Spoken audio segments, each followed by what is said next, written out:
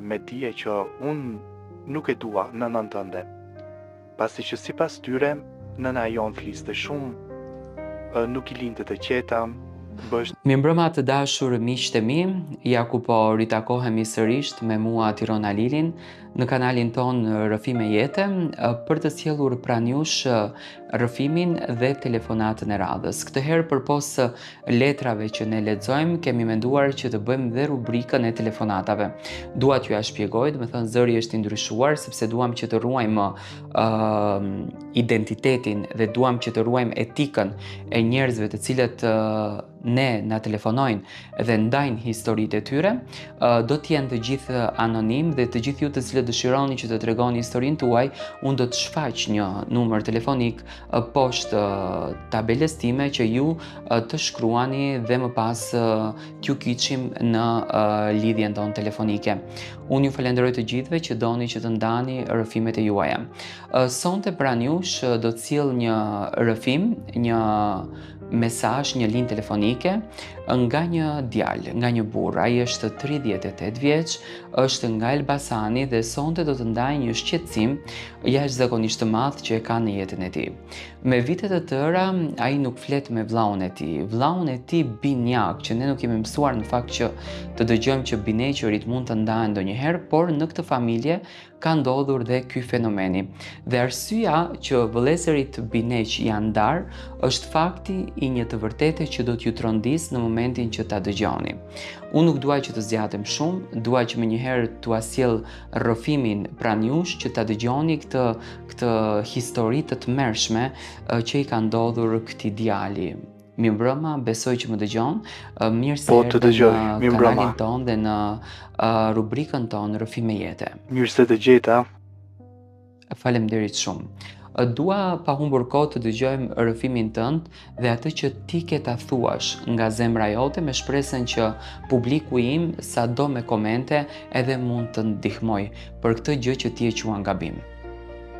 Po, fatkeqësisht. Të dëgjojmë me shumë kënaqësi. kënaqësi. Unë vi prej Elbasanit edhe kam një histori shumë të dhimbshme.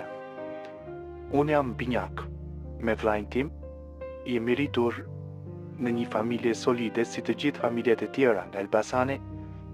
Babai është munduar me sakrifica për të na ndihmuar, nëna në atë kohë punonte dhe na ka rritur me të gjitha të mirat e botës. Nuk na ka munguar asnjë gjë.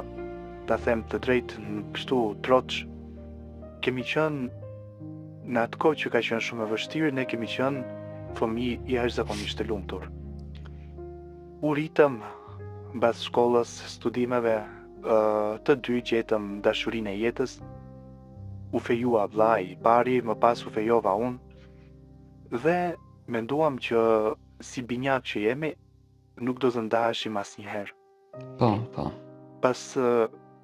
Pas martesës time, që unë u martova një vit pas vllaut tim, babai ndroi jetë në mënyrë të tragjike. Nuk dua të futem në atë pjesë. Unë edhe vllau duheshte që të kujdesemi vetë për nënën. Por na duheshte që edhe të punojmë, do të thënë të sigurojmë të ardhmen, financat për familjen. Ne shkonim në punë me faktin që në shtëpi gjërat janë në rregull, nuset sillen shumë mirë, mamaja është e lumtur, por çuditërisht jeta jon kishte qenë në siklet. Kur kthehesha unë në shtëpi, nusja ime ma bënte me dije që unë nuk e dua nënën tënde, pasi që sipas tyre nëna jon fliste shumë, nuk I lindte të qeta, bështe pjesë shumë e jetës së tyre. Do me thënë nëna si ishte dakord, apo nusja si ishte dakord të mban nënën? Jo, nuk ishin nuset. Nuset nuk e doni nënën. Edhe vllai e kishte po të njëjtin problem. Do me thënë të dy nuset, si kur kishin rënë dakord, edhe naftohen prej nënës tonë. Tani, unë edhe vllau im dyshojmë që na kanë bërë ndonjë gjë se nuk mundet që ti të heqësh dorën nga nëna. Ne kemi hequr dorën nga nëna jonë në mënyrë të tmerrshme. Çdo natë probleme, çdo ditë probleme, presione kishim që të dy. Dhe vllau ma bën tha që baje ti tha nënën, kujdesu ti për nënën dhe do e bëjmë 3 muaj nga ty e 3 muaj nga unë. Dhe mua më dukeshte pak e çuditshme kjo gjë. Por nëna filloi që të ndihet keq dhe normalisht shprehte shqetësimet e saj, sepse nuk dëshironte që Mërshme. të arrinte puna deri në këtë ditë. E tmerrshme po. Edhe unë i thash vllaut merre tash ti nënën sepse bashkëshortja ime u bë e padurueshme. Vetëm bërtiste, vetëm ulëriste. Nuk dija ku ta mbaj kokën. Dhe unë me vllajin tim u shkatrova. U shkatrova krejtësisht.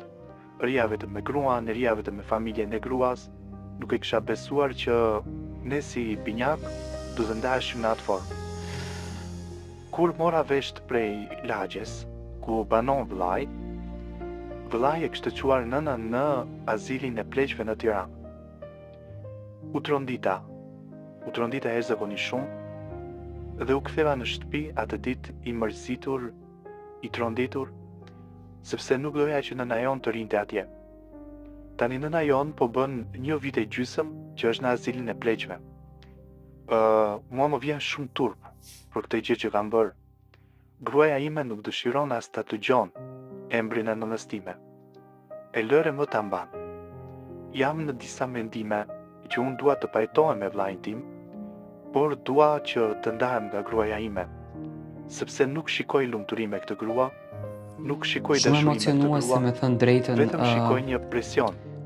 Akoma nuk arrit dot që të logjikoj se si mundet 2 vëllezër dhe sidomos duke qenë bineq, do me thënë të heqin dorë nga nëna e tyre, të lënë nënën në azil vetëm ne për kemi hatër të për hatër nuseve. të grave. Dhe ky është një fenomen që në shoqërinë shqiptare, më beso unë që në momentin kur e kam hapur këtë rubrik, nuk e besoja dot që në shoqërinë shqiptare ekziston një fenomen i tillë që njerëzit domethënë mund të bëjnë vepra kaq të tmerrshme, që mos e duan nënën që i rriti. Kjo është skandaloze.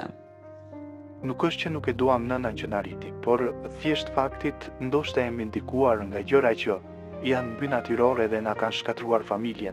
Prandaj unë dua ta marr mendimin nga ndjekësit, ato që shkruajnë për komente unë do t'i lexoj. Dua të vendos për fatin tim. Ndoshta unë jam gabim dhe do të shkoj t'i kërkoj nënës time falje, por unë dua ta lë këtë grua, sepse Jo ma ka normale. shkatruar jetën. Unë të falenderoj shumë që e ndave këtë histori me mua. Uroj me zemër që ta dëgjojnë familja, ta dëgjon vllau jot. Ai që e ka këtë histori në zemër e di shumë mirë se për kë bëhet fjalë. Dhe ju të dy të shkoni tek azili, ta merrni nënën dhe të jetoni me nënën, sepse besoj që një ditë do të pendoheni për këtë gabim që keni bërë në jetën tuaj. Dhe shpresoj që këto gjëra të mos të ndodhin më. Amin, faleminderit shumë, uroj me zemër. Faleminderit shumë. Të dashur shikues, ishte kjo historia në fakt që dëgjuam. Realisht e tmerrshme. Unë nuk e kuptoj njerëzit pse janë kaq pa ndjenja. Dua të marr mendimin tuaj.